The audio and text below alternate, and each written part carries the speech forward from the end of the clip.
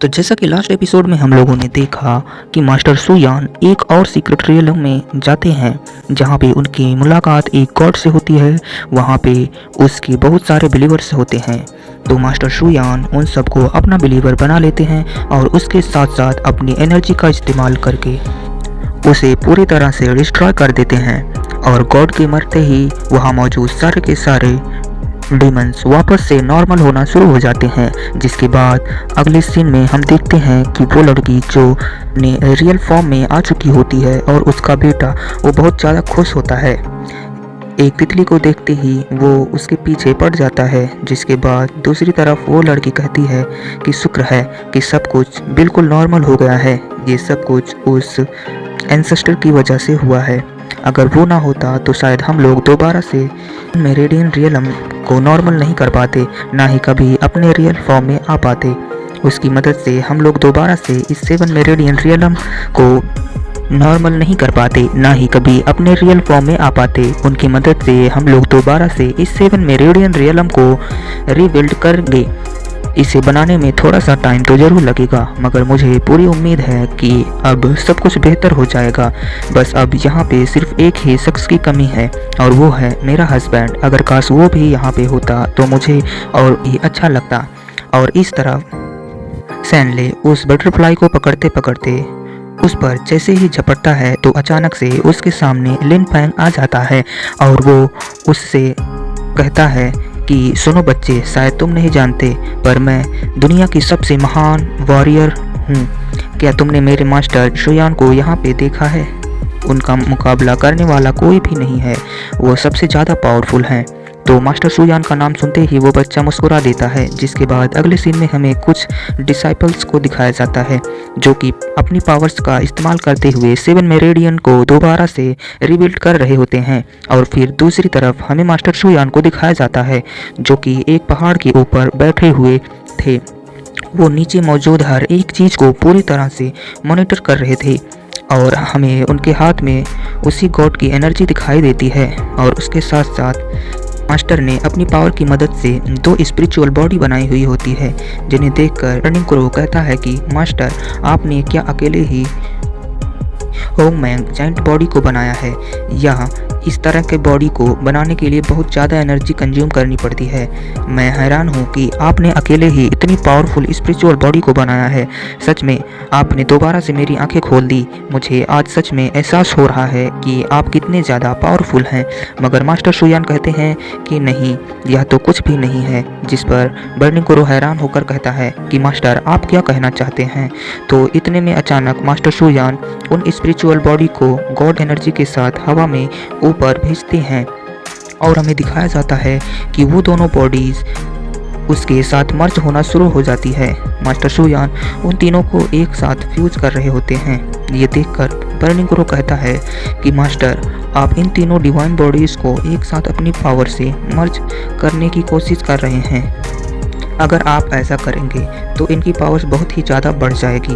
क्या आप वाकई में ऐसा करना चाहते हैं? अगर आप सच में इस तरह की बॉडी बना देते हैं तो मुझे नहीं लगता कि इस दुनिया में कोई भी शख्स ऐसा होगा जो कि इस तरह की डिवाइन बॉडी को क्रिएट कर सके या फिर उसके मुकाबले में खड़ा हो सके। और मैं नहीं जानता कि अगर आप इस फ्यूज़न को कंप्लीट करने के लिए अपनी ज़्यादा पावर्स लगाएंगे तो फिर क्या होगा। मैं नहीं जानता कि इसके क्या साइड इफ़ेक्ट्स होंगे। और दूसरी तरफ हम देखते हैं कि वह फ्यूजन कंप्लीट हो जाती है, जिस पर मास्टर सुयान कहते हैं कि जैसा मैंने सोचा था बिल्कुल वैसा ही हुआ है। उस फ्यूजन के बाद हमें वहां पर एक छोटी सी एनर्जी बॉल दिखाई देती है जो कि वापस से मास्टर सुयान के पास आ जाती है। और बर्निंग क्रो कहता है कि मैंने आज तक इस तरह की पावर को फील नहीं किया। मुझे ऐसा फील हो रहा है जैसे कि ये एनर्जी मेरी लिमिट से बहुत ही ज़्यादा है। अगर मैं इसे छूँगा तो शायद यह मुझे जला देगी। तो मास्टर की तरफ देखकर वो कहता है कि मास्टर, आप आखिर हैं कौन? मैं अभी भी सच में आपको नहीं पहचान पा रहा हूँ। इतने में वो पीछे देखता है कि टनलान सेक्ट के सारे डिसाइपल्स वहाँ पर आ चुके हैं। और लिंग फैंग भागते हुए मास्टर के पास आता है और कहता है कि मास्टर, मैंने आपको बहुत मिस किया। मगर इतने में वो एक शील्ड से टकराकर वापस पीछे चला जाता है। यह देखकर गायलिन कहती है कि ये लड़का हमेशा हर जगह अपनी बेइज्जती करवाता रहता है। मास्टर ने उसे एक बबल के अंदर बंद कर दिया था। और दूसरी तरफ लिंगसू वो मास्टर को देखकर कहती है कि फाइनली आप हमें मिल गए। तो मास्टर सुयान उन लोगों को देखकर काफ़ी खुश होते हैं और कहते हैं कि सब कुछ वैसा ही चल रहा है, घर में सब कुछ ठीक तो है ना। तो लिंगसू कहती है कि मास्टर आप बिल्कुल बेफिक्र हो जाएं, आप पे सब कुछ नॉर्मल है, बस हमें आपकी कमी महसूस हो रही थी। आप वहाँ पे नहीं थे, इसलिए हमने सोचा कि हम ही आपके पास चले जाते हैं। यह कहते हुए वो थोड़ा सा शर्माने लगती है, मगर दूसरी तरफ रेंशो ये आती है और कहती है कि मास्टर हमने आपको बहुत ही मिस किया। और लिंगशो भी कहती है कि हाँ ये सही कह रही है, हम आपको बहुत ही मिस करते हैं। और याद आया ये एंसेस्टर जेंगबासी ने मुझे एक मैसेज दिया था, मैं अभी आपको वो दिखाती हूँ, शायद वो कोई ज़रूरी बात करना चाहते हैं। यह कहती ही वो अपनी एनर्जी का इस्तेमाल करती है। ये देख लिंगफेंग कहता है कि सिस्टर मुझे अब समझ में आया कि आप लोग मास्टर शुयान को क्यों ढूंढ रहे थे। आपने तो कहा था कि आप लोग बस उनसे मिलना चाहते हैं, आप लोगों ने यह बात हमसे छुपाई थी। जिस पर रंग शावी कहती है कि सॉरी मैं तुम्हें तंग नहीं करना चाहती थी। और दूसरी तरफ लिंगसू एक पोर्टल ओपन करता है जिसके अंदर से हमें जंगबाजी दिखाई देता है। वो मास्टर सुयान से कहता है कि शुयान तुम बहुत टाइम के बाद दिख रहे हो, आजकल तुम नज़र ही नहीं आते। वैसे मैं तुम्हें कुछ ज़रूरी बात बताना चाहता हूँ। मैंने वो सारे के सारे सीक्रेट समझ लिए हैं जो कि तुमने मुझसे बताए थे, और मैं उनको प्रैक्टिस करने के बाद थोड़ी सी सक्सेस भी हासिल कर चुका हूँ। मैंने अपने डिवाइनेस्ट स्किल को काफ़ी हद तक इम्प्रूव कर लिया है। यह बातें सुनकर बर्निंग क्रो कहता है कि क्या ये ओल्ड मैन हमें बस यही बातें बताने के लिए ये मैसेज भेज रहा था। तो जेंगबासी कहता है चलो ठीक है, मैं डायरेक्ट मुद्दे की बात करता हूँ। असल में ये बात है कि मुझे ऐसा फील हो रहा था कि जैसे जिन गोड्स को तुम्हारे मास्टर ने मारा था वो गॉड्स अभी भी जिंदा हैं। तो बर्निंग क्रो कहता है कि तुम्हारे बताने का बहुत बहुत शुक्रिया, जैसा कि हमें पता नहीं था, हमने बस अभी अभी एक गॉड को ही मारा है।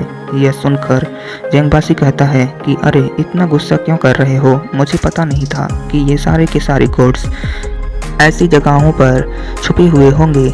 लगता है कि शायद बाकी सारे गॉड्स भी इसी तरह माउंट में किसी सीक्रेट गुफा के अंदर छुपे हुए होंगे। जैसे जैसे वक्त गुजरता जा रहा है वो गॉड्स अपनी एनर्जी को बढ़ाते जा रहे हैं, और मैं फील कर पा रहा हूँ कि वो गॉड काफ़ी हद तक स्ट्रांग हो चुके हैं।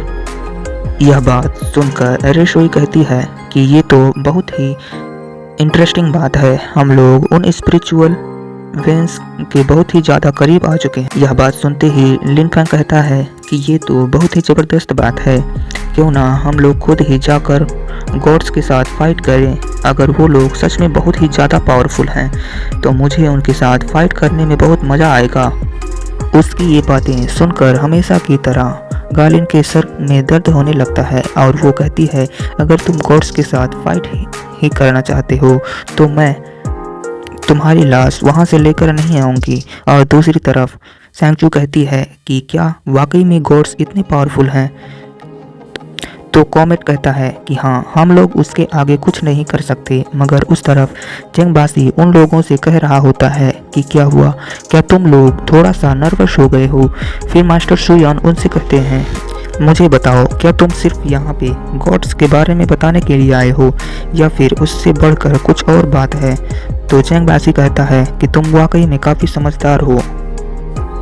असल में मुझे एक खबर मिली है, माउंटेन एंड सी रियलम में 3 रियल आर्म्स और 4 रियल्म्स एग्जिस्ट करते हैं। मैं यहाँ से उन दोनों को फील कर पा रहा हूँ। इन दोनों रियलम्स में कोई ऐसी पावर है जो कि इन दोनों के दोनों रियलम्स को इफेक्ट कर रही हैं, और बहुत ही तेज़ी के साथ ये पावर्स काफ़ी दूर तक फैल चुकी हैं। ये बात सुनते ही मास्टर सुयान सोचने लग जाते हैं, और बर्निंग क्रो कहता है कि ये किस तरह की एक पावर है जो कि हर एक चीज़ को करप्ट कर रही है। तो जेंगबासी कहता है कि मुझे शक है कि वहाँ पर ज़रूर गॉड्स छुपे हुए हैं।